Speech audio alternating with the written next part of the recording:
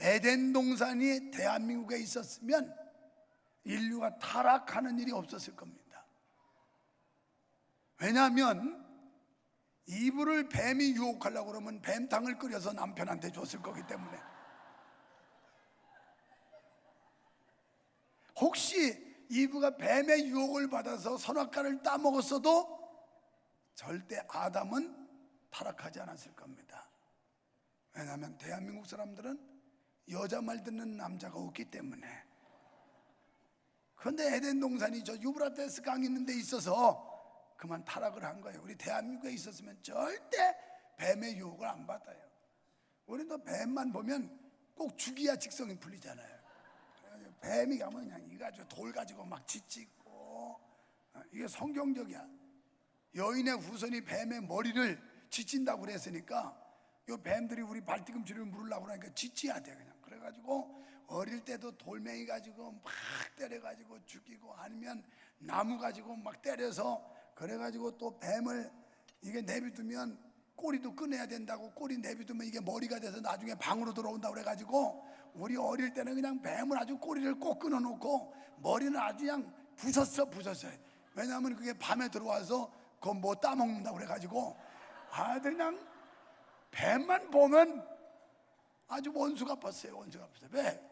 이 뱀이 인류의 조상을 타락시켰으니까 말이에요.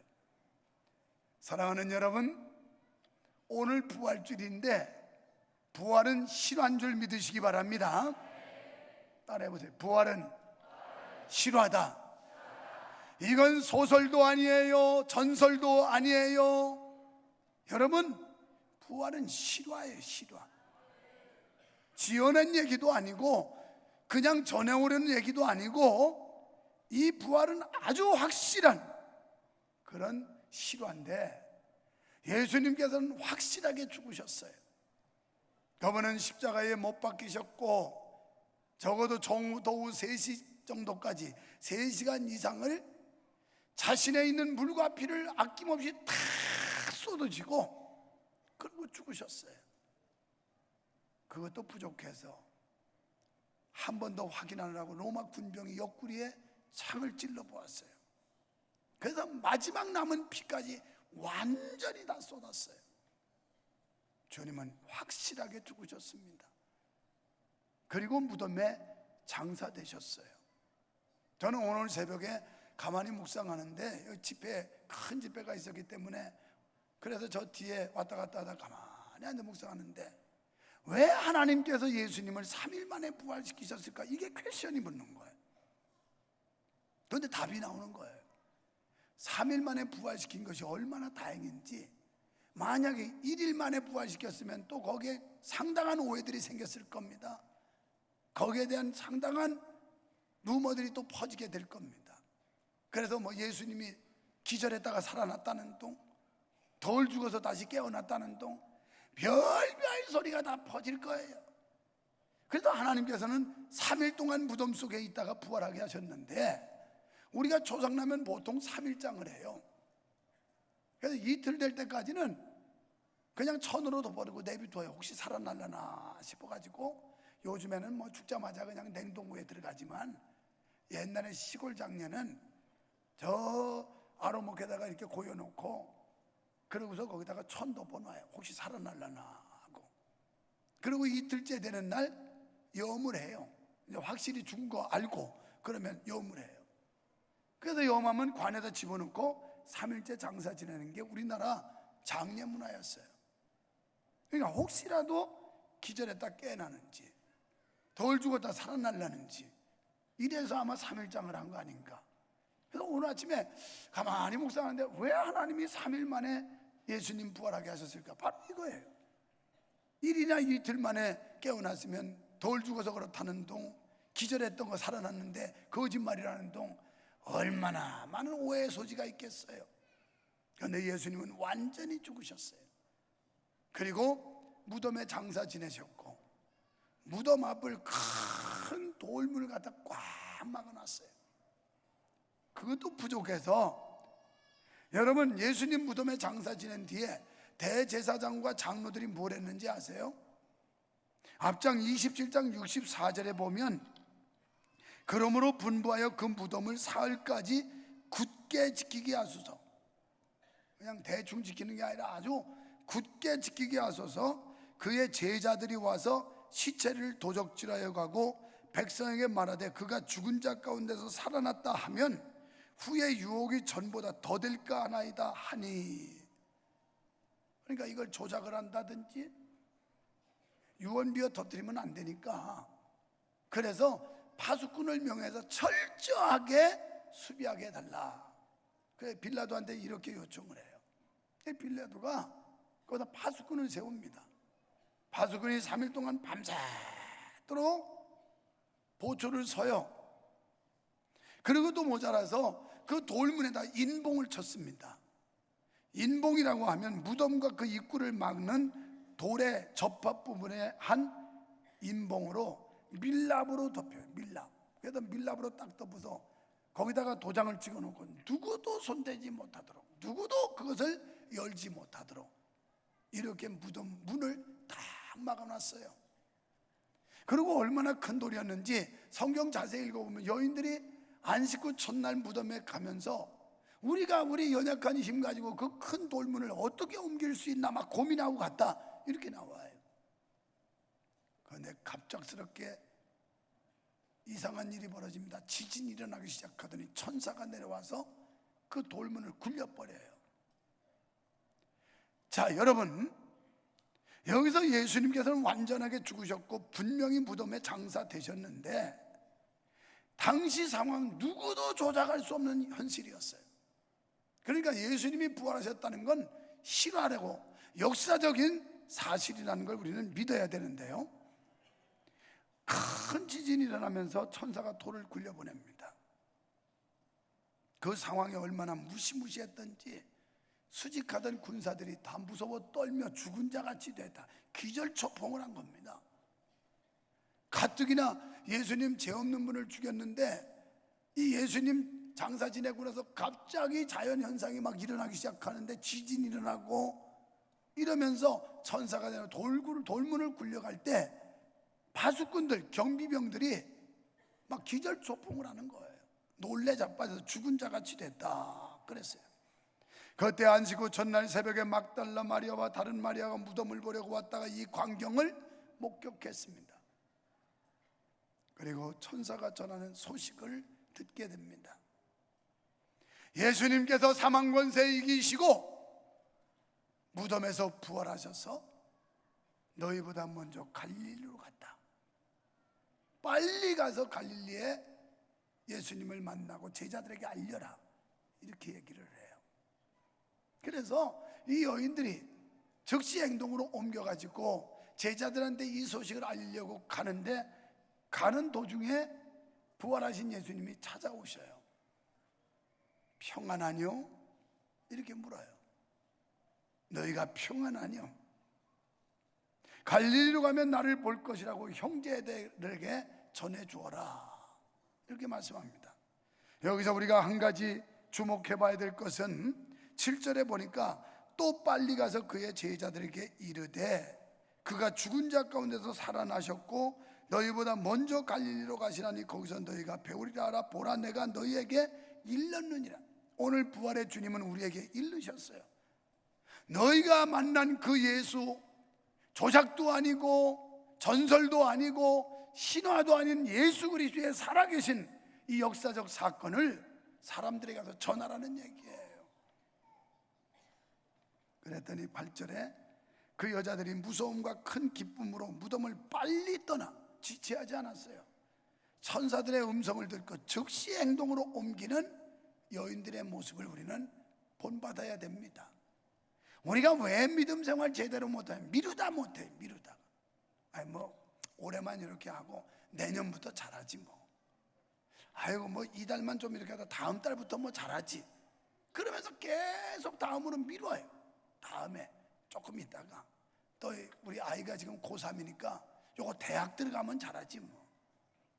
우리 남편이 아직 교회를 안 나오니까 우리 남편 나오면 잘하지 뭐.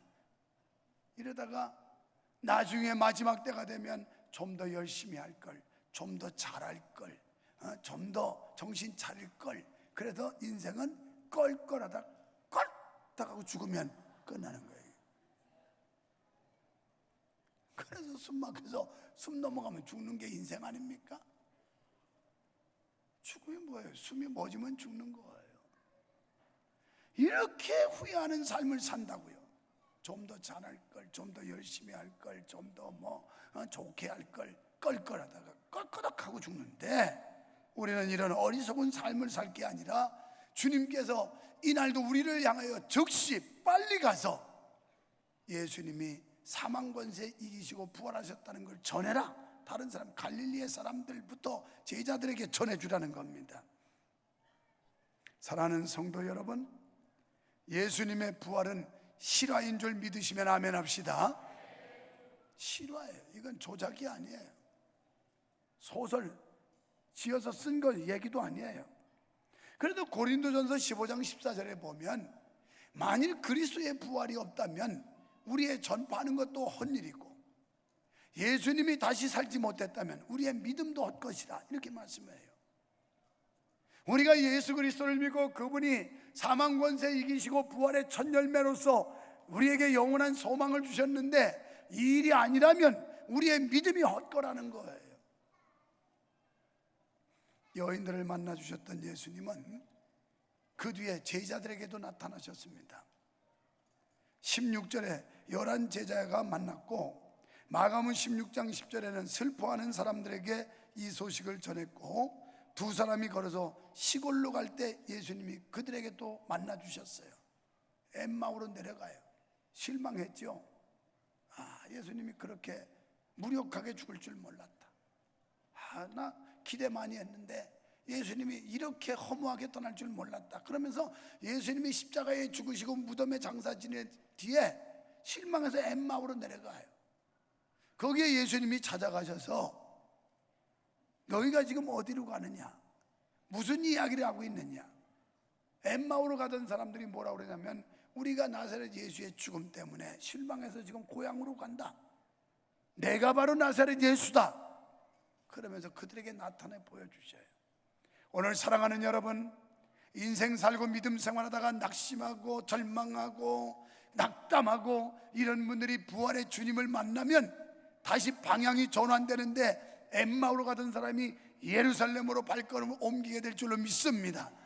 그래서 우리는 주님을 만나게 되면 새로운 희망을 갖게 돼요. 삶의 소망을 갖게 돼요. 그리고 인생의 의욕을 갖게 돼요.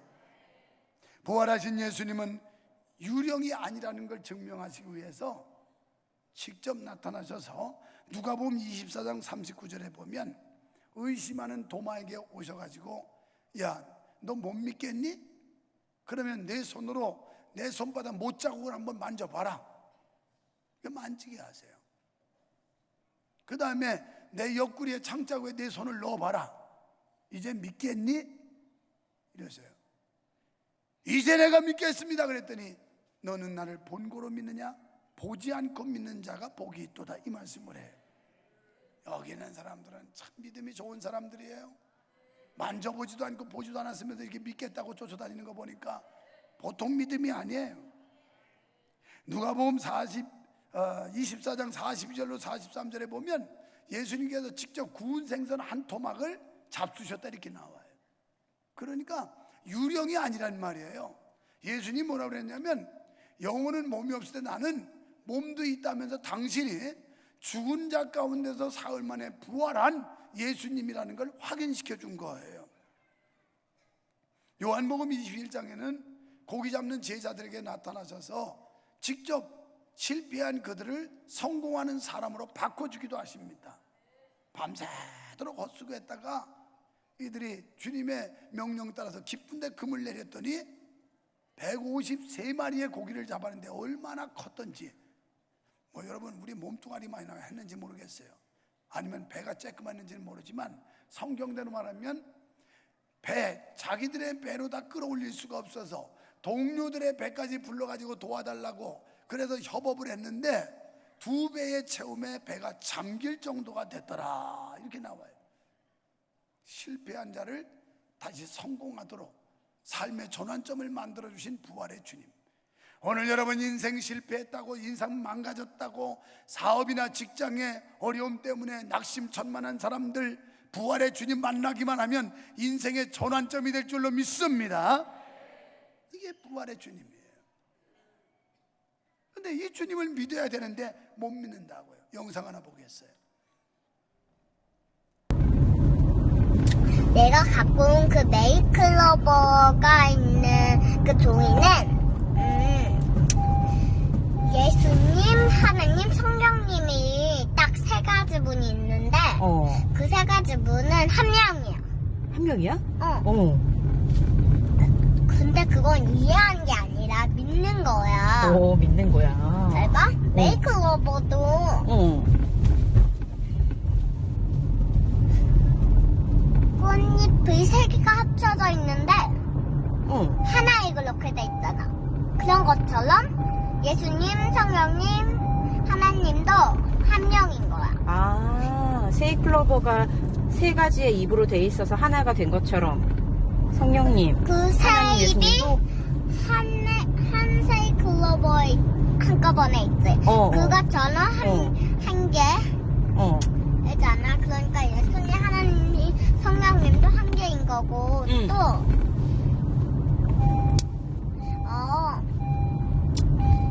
엄마들이 우리 낳았잖아. 그래서 우리가 태어났지.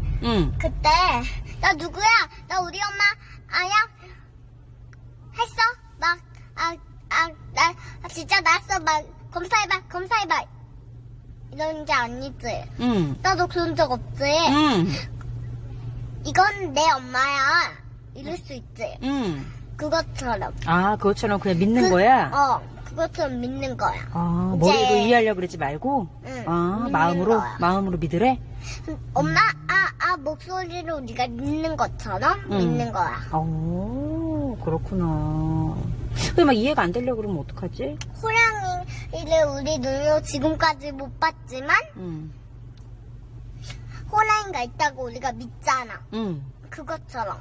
그리고 예수님은 눈에 안 보이지만 예수님 있다고 우리 믿잖아. 그런 것처럼 믿는 거지.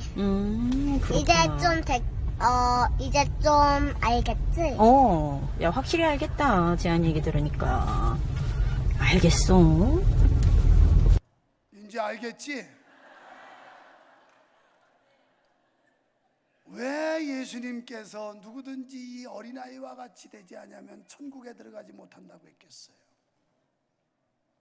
나 목사지만 저 어린아이가 삼위일체 하나님을 저렇게 쉽게 설명하는 거 처음 들어봤어요. 지난 금요일 기도에 마치고 갔더니 내 여동생이 이 기독교인 집안의 자녀인데 너무 감동이라고 그러면서 나한테 저 영상을 보내준 거예요. 세이클로바가 이파리가 세 개지만 하나에 붙어있는 하나인데 여기 세 개인 것처럼 성부, 성자, 성령 이 삼일체 하나님이 하나라고 하는 걸 설명을 지 엄마한테 하죠. 엄마가 나 낳았지? 그렇지.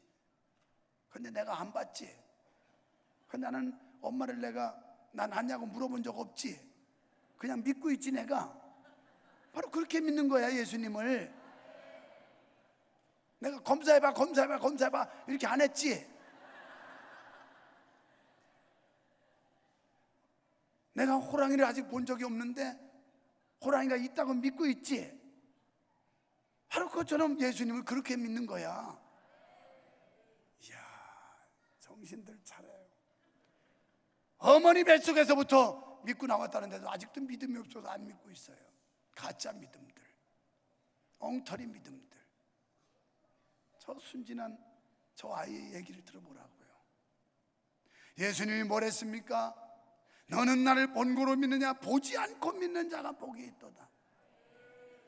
믿음은 들음에서 나고 들음은 그리스도의 말씀으로 말미암느니라. 자꾸 하나님의 말씀을 들어야 믿음이 생겨요. 사람이 마음으로 믿어 의에 이르고 입으로 시인해서 구원받는다는 거예요. 우리 엄마야 하듯이 예수님은 나의 구주고 하나님은 나의 아버지고 우리의 입으로 시인할 때 구원받게 되는 줄로 믿습니다. 너무너무 감동적인 영상이에요. 예수님의 부활은 제자들이 가짜로 유언비어를 퍼뜨리는 게 아니라 대제사장과 장로들이 유언비어를 퍼뜨려요. 오늘 28장 12절 이하에서 대제사장 장로들이 무슨 짓 합니까? 돈을 주고 군병들을 매수해요. 그러고 부탁하기를 예수의 제자들이 밤에 몰래 예수의 시체를 훔쳐가고 부활했다고 한다고 그렇게 전해라.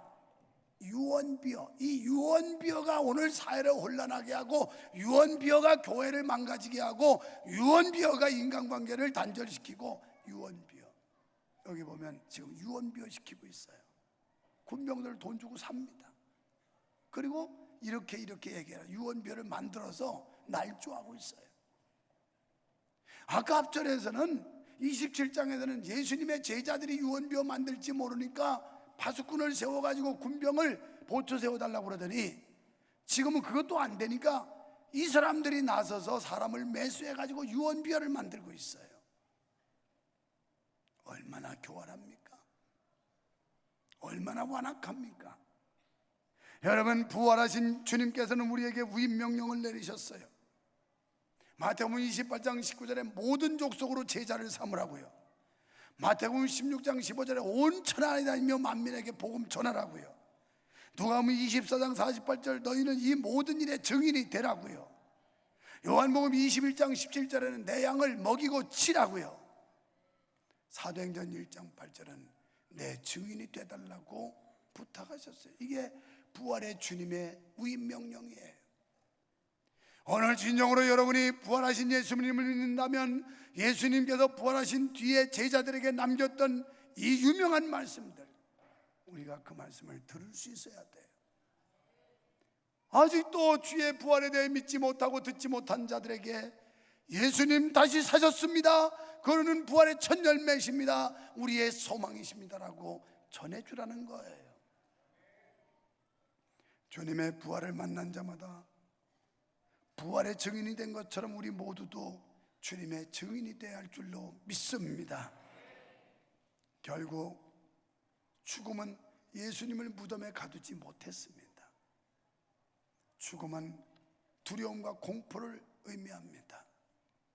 사람이요, 죽음 앞에 서면 담대한 사람이 없어요. 다 두려워해요. 그런데 믿는 자들은 죽음도 능가하는, 죽음도 뛰어넘는 소망이 있기 때문에 두려워하지 않아요. 사람이 죽을 때 보면 알아요. 마지막 우리가 숨을 거두기 직전에 영안이 열린다고 그래요. 저는 그런 분들도 많이 봤어요. 시커멓게 입은 사람이 자기를 데리러 가려고 날 끌고 가려고 그러는데 나 좀 살려달라고 막 아우성치는 사람들. 그래서 그런 분들한테 찬송을 간절히 부르고 합심기도 하고 막 그랬더니 비로소 평안을 찾고 고요히 그냥 잠자는 듯이 세상을 뜨는 분들도 봤어요. 왜 사람들이 죽을 때 발악합니까? 저승사자가 데리러 오니까 지옥 가는 거 눈이 열려서 보여요, 지옥이. 그러니까 무서워서 막 발악을 하는 거예요, 발악을. 그래서 눈을 부릅뜨고 이를 악물고. 그래서 이렇게 죽은 사람도 어떻게 해요? 아유, 아직도 억울한 게 많고 서러운 게 많아서 눈을 못 감았다고 편안히 가세요, 편안히 가세요. 뭘 편안히 가, 이미 갔는데 거기다 눈을 쓸어서 또 덮어줘가면서. 그래도 그렇게 하긴 해야 돼.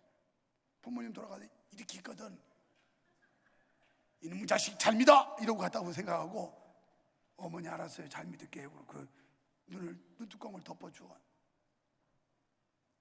여러분, 우리에게는 영원한 소망이 있는 줄로 믿습니다. 이 소망이 죽음도 이길 수 있는 거예요. 환경도 이길 수 있는 거예요. 상황도 이길 수 있는 거예요.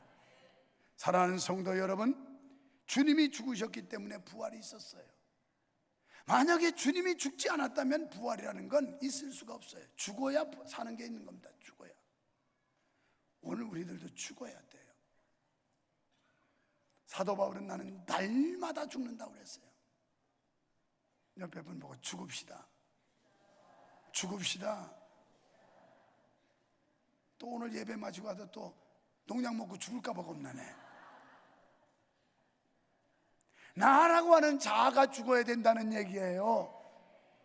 육체의 생명을 끌어내는 게 아니라 나라고 하는 이 아집과 교만과 오만과 이 아주 더럽고 추악한 자아를 죽여야 예수가 산다 이 말이에요. 여러분, 가정에서 죽으시기를 바랍니다. 여러분이 낮아지고 죽으면 가정이 살아요. 교회에서 여러분 죽어지기를 축원합니다. 하나의 미랄이 돼서 땅에 떨어져 썩어 죽으면 많은 열매를 맺지만 하나 그대로 있으면 아무 열매도 맺지 못한다는 게 주님의 가르침이에요. 우리는 가정에서도 죽어야 되고, 교회에서도 죽어야 되고, 직장에서도 죽어야 되고, 그래야 자기 희생을 할 수 있어요. 아까 제가 서두에 말씀드린 대로 그래야 남을 배려할 수가 있어요. 내가 죽어요. 내가 뭐 왜 생고생해? 엘리베이터 타려고 놓은 거 아니야? 아무나 몸은 좀 타면 되는 거지 무슨 말이 많아? 여러분이 말이 많지 내가 말이 많아요? 그냥 시키는 대로 하면 은혜인데 또 안 하려고 그래. 차는 뭐 교회 올 때 이런 데 타고 다니려고 샀지 직장 갈 때나 타고 다녀요. 교회 올 때는 11호 자가용 타고 와. 11호 자가용 걸어 다니는 거예요. 그것도 싫은 사람은 요 앞에 수원시에서 하는 그 자전거 300원만 주면 30분 타고 다녀. 그러니까 망포역까지 전철 타고 왔다 거기서 자전거 타고 쪼르르 가서 여기다 두면 돼. 아무데나 집어던지고 가도 돼. 그 자전거는 뭐 어디 일정한 장소에다 반납도 아니에요. 여기도 자주 이용하더라고. 어느 때는 막 너도 때 있더니 또 어느 날은 싹 없어져 버렸어요. 다 타고 가버려가지고. 그런 거 타고 다녀요. 이런 문화, 새로운 문화를 좀 창달 좀 해봐요. 근데 봄도 됐겠다. 작아주지 말고 자전거 타야 하체 근력도 튼튼해지고 기름도 안 들고 그냥 꼭 먹고 안 먹고야. 그러니까 저 메탄역에서 내려가지고 거기서 자전거 타고 와. 비비고 야 그냥 애들도 엄마도 아빠도 야 우리 하나씩 타자. 그래서 타고 요 갖다 집어 던지고 가. 또 집에 갈 때도 타고 가 그냥.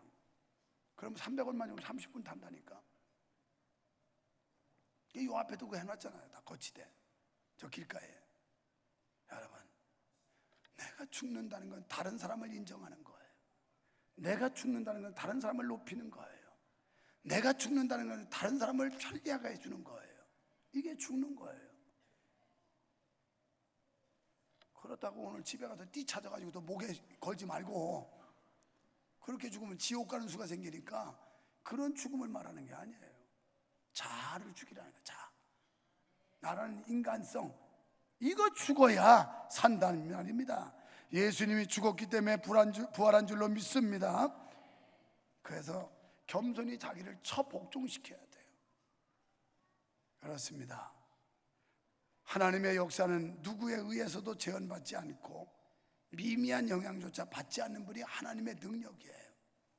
오늘 이 부활주일 여러분 부활의 생명을 얻으시고 부활의 소망을 가지시고 부활의 주님과 함께 하셔서 승리와 영광된 삶으로 전환되시기를 주님의 이름으로 축원합니다. 축원합니다. 주 하나님 독생자 우리 위에 오셨다가 다시 살아나셨습니다.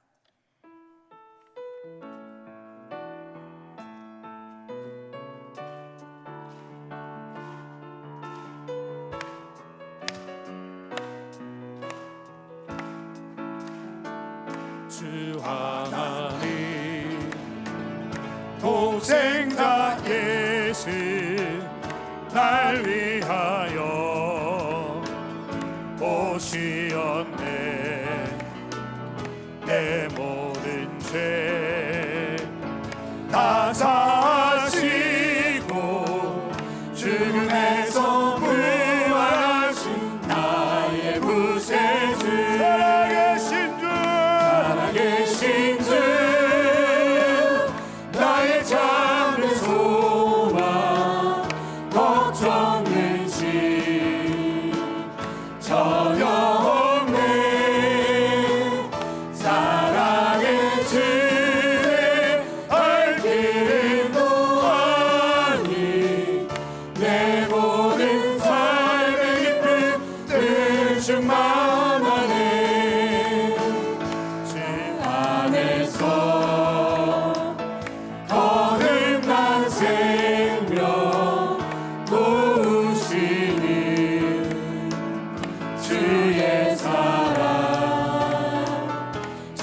기쁨과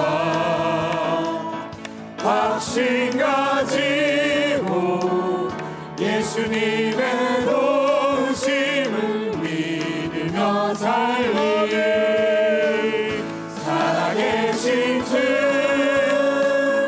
나의 참된 소망 걱정 근심 전혀 없네